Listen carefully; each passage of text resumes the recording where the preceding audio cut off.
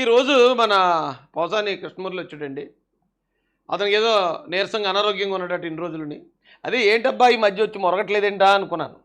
అయితే నీరసంతోనే వచ్చి మొరుగుతున్నాడట. ఒకసారి ఆయన దగ్గర పెట్టండి. ట్రీట్మెంట్ చేసుకోవాలి. కానీ నేను సైకిల్ ట్రాక్స్ గా ఓపెన్ చేస్తాను ఉండండి. టెక్ వీధులు నగరవాసులని గుప్పిట్లోకి తీసుకుంటున్న సైక్లింగ్ ట్రెండ్. పూర్తి వివరాలకు చదవండి రేపటి సాక్షి దినపత్రిక. ప్రజానీకానికి నమస్కారాలు. నేను ఒక 4 నెలల నుంచి ఆల్మోస్ట్ బెడ్ మీద ఉన్నా. అయ్యో, గొంతుకి ఆపరేషన్ జరిగింది, మాట్లాడలేని పరిస్థితి. అన్నా ఇలాగ అంటున్నానని ఏమనుకోకు, క్షమించు నన్ను. నువ్వు జగన్మోహన్ రెడ్డి అధికారంలో ఉన్న టైంలో నీ గొంతుని చాలా దారుణంగా వాడావు, అడ్డదిడ్డంగా వాడావు. చంద్రబాబు నాయుడు గారిని, ఇంట్లో ఉన్న మహిళల్ని, పవన్ కళ్యాణ్ గారిని, వాళ్ళ ఇంట్లో ఉన్న మహిళల్ని నోటు కూర్చున్నట్టు తిట్టావన్నా. నీ గొంతుతో చెయ్యని పాపమంటూ లేదు నువ్వు ఆ టైంలో. ఇప్పుడు నీ గొంతుకి ప్రాబ్లం వచ్చింది. ఒకవేళ దేవుడు కానీ పనిష్మెంట్ ఇస్తున్నాడేమో ఒక్కసారి చూసుకున్నా. నువ్వు అబద్ధాలు చెప్పేటప్పుడు, వక్రీకరించి మాట్లాడేటప్పుడు, ఒకవేళ నీకు వచ్చిన పనిష్మెంటు నేను ఇలాంటి తప్పుడు మాటలు మాట్లాడుతున్నా గొంతు, ఇలాంటి పాపపు మాటలు మాట్లాడుతున్నా గొంతు, అందుకే ఒకవేళ దేవుడు ఏమన్నా పనిష్మెంట్ ఇస్తున్నారేమో అని ఒకసారి ఆలోచించుకున్నా. నువ్వు ఆరోగ్యంగా ఉండాలి, కలకాలం నీ పిల్ల పాపలతో సంతోషంగా ఉండాలని మనస్ఫూర్తిగా కోరుకుంటున్నాను. మనం మాట్లాడేవాడి దానికి ఒక అర్థం ఉండాలి. నువ్వు మాట్లాడేటప్పుడు అటువైపు న్యాయం ఉండాలి.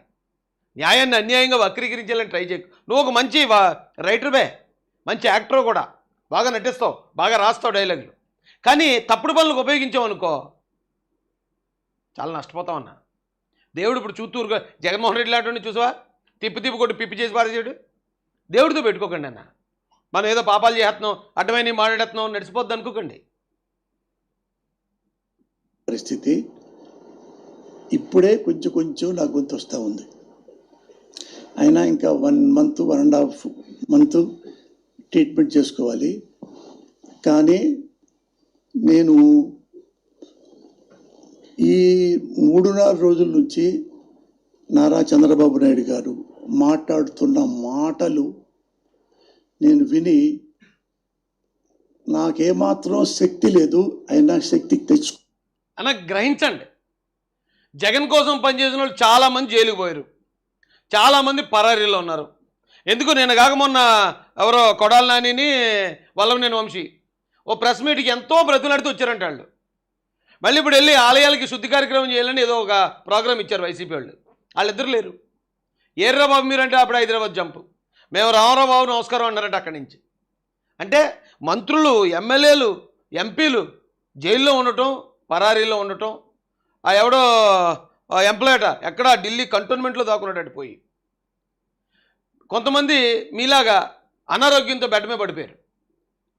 ఇదంతా ఒక శాపం, గుర్తించండి మీరు. వైసీపీ చేసిన పాపాలకి, ఆ వైసీపీని సపోర్ట్ చేసిన ప్రతి ఒక్కడికే శాపం తగులుతుంది. ఇప్పుడు కన్నా మీరు తెలుసుకోకపోతే మిమ్మల్ని ఎవడో మార్చలేడు. ఇక మీ ముందుకి కొన్ని చెప్పడానికి వచ్చా. మీరు తెలుసు, నేను జగన్మోహన్ రెడ్డి గారి అభిమానినైనా, ఆయన కార్యకర్తనైనా, ఆయన పొరపాటు ఉన్నా కానీ తెలియజెప్తా. అలాగే ఆంధ్ర రాష్ట్రంలో ఈయన ముఖ్యమంత్రి కాబట్టి ఆయన చేస్తున్న రాజకీయాల గురించి నేను మళ్ళీ చెప్పాలని ఓపిక తెచ్చుకొని మీ ముందుకు వచ్చా. ఈ మధ్య తిరుపతి మీద పడ్డారు. లడ్డు గురించి ఒకసారి, భారతదేశం మొత్తం లడ్డు గురించి. ఇప్పుడు అఫిడవిట్ అంటే ఒక జగన్మోహన్ రెడ్డి గారు తిరుపతి మీద కొండకి వెళ్ళాలంటే అఫిడవిట్ ఇవ్వాలి అని సెలవిచ్చారు చంద్రబాబు. అది చంద్రబాబు నాయుడు గారు సెలవిచ్చింది కాదు. లడ్డూలో కల్తీ జరిగిందని చంద్రబాబు నాయుడు గారు చెప్పలేదు. లడ్డూ కల్తీ గురించి ల్యాబ్ చెప్పింది. అఫిడవిట్ గురించి, డిక్లరేషన్ గురించి టీటీడీ చట్టం చెప్తుంది. ఒకవేళ నువ్వు ఆ టెంపుల్కి వెళ్ళాలంటే గౌరవం ఉందని అఫిడవిట్ ఇవ్వాలి. సోనియా గాంధీ గారు ఇచ్చారట, అబ్దుల్ కలాం గారు ఇచ్చారట.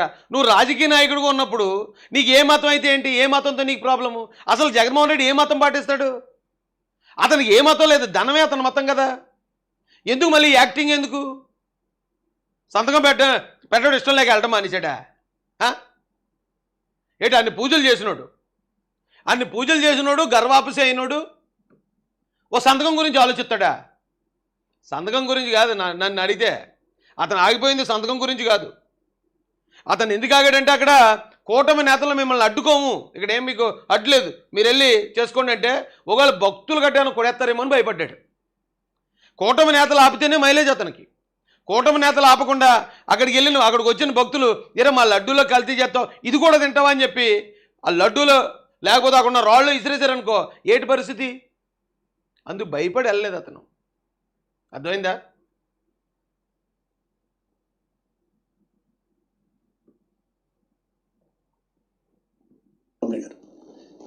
అంటే చంద్రబాబు నాయుడు గారు హిందూ ధర్మ పరిరక్షకుడు లాంటి వాడు అన్నమాట.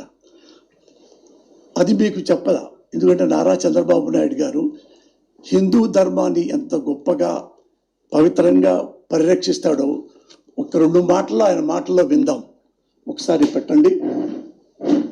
చర్చలు, టెంపుల్లు లేకపోతే ఈ మసీదులు లేకపోతే చాలా మంది పిచ్చి పెట్టేది. ఆ విషయం మీరు గుర్తుపెట్టుకోవాల్సిన అవసరం. జాగ్రత్తగా గుర్తుపెట్టుకోండి, జాగ్రత్తగా మీరు ఆలోచించి చూడండి, జాగ్రత్తగా గమనించండి. చర్చిలు, మసీదులు, టెంపుల్లు లేకపోతే చాలామందికి పిచ్చి పట్టు ఉండేది. అంటే ఈ చర్చిలు, మసీదులు, టెంపుల్లు ఉండటం వల్ల చాలామందిని పిచ్చోళ్ళు అయిపోకుండా కాపాడారు అని చెప్పాడు ఆయన. కొంతవరకు ఈ బ్రాండీ, విస్కీ తాగడం, ఈ లిక్కర్ షాపులు తగ్గిస్తున్నారంటే ఇది కూడా ఒక కారణం. కనీసం మంచి రోజులంతా కొంతమంది పోతారు అయ్యప్ప స్వామి దగ్గర. వీళ్ళు బ్రాందీ, విస్కీలు అంటే తాగుబోతులు అవ్వకుండా కాపాడడానికి కూడా ఈ చర్చు, మసీదు, టెంపుల్ అనేది ఎంతో ఉపయోగపడుతుంది. అంటే మనుషుల్ని చెడు అలవాట్ల వైపు వెళ్ళనివ్వకుండా కాపాడుతున్నవి ఈ 3 కూడా, ఈ 3 వ్యవస్థలో అని చెప్పాడు ఆయన. ఈ 40 రోజులు ఏమి తాగకూడదు, నిష్టగా ఉండాలి అంటే 40 days కన్జంప్షన్ తగ్గిపోయింది.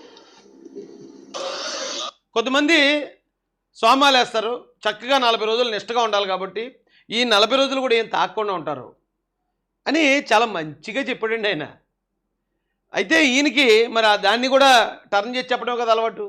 ఆ టర్న్ చేసి చెప్పడం వల్ల ఆయన ఆల్రెడీ పనిష్మెంట్లో ఉన్నాడు.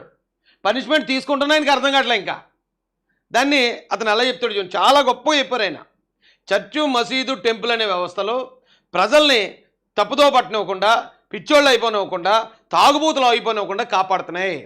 ఈవెన్ 40 రోజులు మాల్లో ఉన్నప్పుడు చాలా నిష్టగా ఉంటారు. ఒకవేళ తాగుడు అలవాటు ఉన్న వాళ్ళు కూడా అప్పుడు తాగరు అని ఆయన చెప్తే ఈయన ఏమంటాడు చూడండి.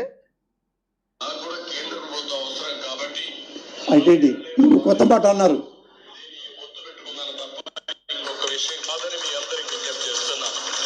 ఆపండి. ఏంటంటే నాకు ఏ పార్టీల్లో కలవాలని లేదబ్బా. వాళ్ళే ఢిల్లీ నుంచి మోడీ గారు పరిగెత్తుకొచ్చి, రాహుల్ గాంధీ పరిగెత్తుకొచ్చి బాబు గారు మీరు మాతో కలవండి అంటేనే నేను ఈసారి బీజేపీతో కలిసి అని సెలవిచ్చారు. అది తెలుసు మీకు బ్యాలెన్స్ ఏంటో.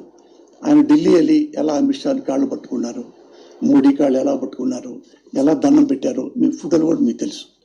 ఫస్ట్ది హిందూ ధర్మ పరిరక్షకుడు కదా ఆయనకంట. చాలామంది అప్పుడు మాలేసుకుంటున్నారంట. మాలేసుకోవడం వల్ల మందు తాగట్లేదంట. ఈ మందు తాగపోతే ప్రభుత్వానికి ఆదాయం రావట్లేదంట. ఈయన హిందూ ధర్మ పరిరక్షకుడు. ఆ మాట అన్నాడండి ఆయన. ఆయన ఎంత గొప్పగా చెప్పిన మాటల్ని ఎంత వక్రీకరించాడు చూడండి. అంటే ఈ రైటింగ్ స్కిల్స్ ఉన్నాయి కదా, సినిమాలు రాస్తుంటాడు. సినిమాల్లో నువ్వు రొమాంటిక్ సీన్లు, పనికిమాలిన సీన్లు ఎన్నో రాసి ఉంటావు పోసని.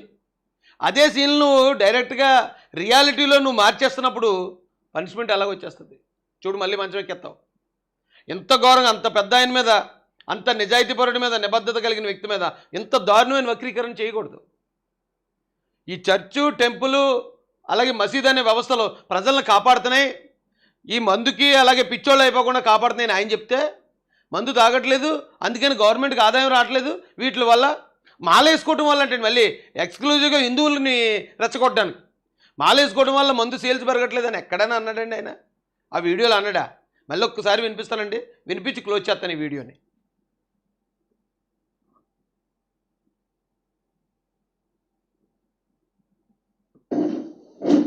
చర్చలు, టెంపుల్లు లేకపోతే ఈ మసీదులు లేకపోతే చాలా మంది పిచ్చి పెట్టేది. ఆ విషయం మీరు గుర్తుపెట్టుకోవాల్సిన అవసరం ఉంది. కొంతవరకు ఈ బ్రాందీ విస్కీ తాగడం, ఈ లిక్కర్ షాపులు తగ్గిస్తున్నారంటే ఇది కూడా ఒక కారణం. కనీసం మంచి రోజులంతా కొంతమంది పోతారు అయ్యప్ప స్వామి దగ్గరికి. ఈ 40 రోజులు ఏమి తాగకూడదు, నిష్టగా ఉండాలి అంటే 40 days కన్జంప్షన్ తగ్గిపోయింది. కన్జంప్షన్ అంటే వాడకం తగ్గిందని పోసాని, ఆదాయం తగ్గిందని కాదు. కన్జంప్షన్ అంటే ఆదాయం అనుకుంటున్నట్టు నువ్వు. వాడకం కూడా తగ్గుతుంది, వాళ్ళు వాడరు, మందు వాడరు. అయితే మోడీ కాళ్ళు ఎలా పట్టుకున్నారు, ఎలా దండం పెట్టారు. చాలా మంది అప్పుడు మాలేసుకుంటున్నారంట. మాలేసుకోవడం వల్ల మందు తాగట్లేదంట. ఈ మందు తాగపోతే ప్రభుత్వానికి ఆదాయం రావట్లేదంట. ఈయన ఇలాంటి అదాలు నమ్ముకునే సంకనాగిపోయాడు జగన్ రెడ్డి. చెప్పే మాట ప్రజలకి మరీ ఇంత గుడ్డుగానండి అబద్ధాలు, ఎంత దారుణమైన అబద్ధాలా?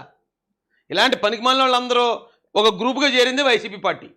మొత్తం ప్రజలందరూ తరిమి కొట్టారు పనికిమాలిన వాళ్ళందరినీ. అదండి పరిస్థితి. ఎంతసేపు లైవ్లో ఉన్న మీ అందరూ కూడా హృదయపూర్వక ధన్యవాదాలు తెలియజేసుకుంటూ, చంద్రబాబు నాయుడు గారి గొప్పతనాన్ని, ఆయన ఈ రోజున ఆయన ఉన్న పొజిషన్, ప్రజలు ఇచ్చిన ఈ మ్యాండేట్ ఏదైతే ఉందో 164 సీట్లు మామూలు విషయం కాదండి, ఆషామాషి విషయం కాదు ఇది. చంద్రబాబు నాయుడు గారు 5 సంవత్సరాల పాటు అంతలా నిలబడ్డారు ప్రజల కోసం. ఆయన ఇలాంటి చిల్లర మనిషి కాదు, అలగా మనిషి కాదు, వాళ్ళ దగ్గరికి వెళ్ళి వాళ్ళ మాట, వీళ్ళ దగ్గరికి వచ్చి వీళ్ళ మాట మాట్లాడే మనిషి కాదు. ఏదైనా ఉంటే ముక్కుసూటుగా ఒక మాట మాట్లాడతాడు. ఏ మాట అయితే మాట్లాడాడో ఆ మాట మీద నిలబడతాడు ఆయన. ప్రజలు కూడా అర్థం చేసుకున్నారులేండి. అయినా కూడా చెప్పాలి కదా. ఇప్పుడు వీడు వచ్చి డైరెక్ట్గా ఇంతలో వక్రీకరించేస్తున్నాడు, డైరెక్ట్ పేషెంట్ బెడ్ మీద నుంచి వచ్చి. మరి పేషెంట్ బెడ్ మీద పడుకోబెట్టినా కూడా దేవుడు ఇంకా ఇలాంటి వాళ్ళకి బుద్ధి రాలేదంటే మరి ఏం చేస్తామండి? క్షమించండి ఒకవేళ నేను ఏమన్నా తప్పుగా మాట్లాడిన. కోపం చంద్రబాబు నాయుడు గారిని అంత దారుణంగా వక్రీకరిస్తూ ఉంటే ఆ కోపం వల్ల కొన్ని మాటలు వస్తాయండి. దయచేసి ఎవరు ఏమనుకోవద్దు. జై భీమ్, జై భారత్, జై జై మహాసేన, జై తెలుగుదేశం, జై చంద్రబాబు, జై జై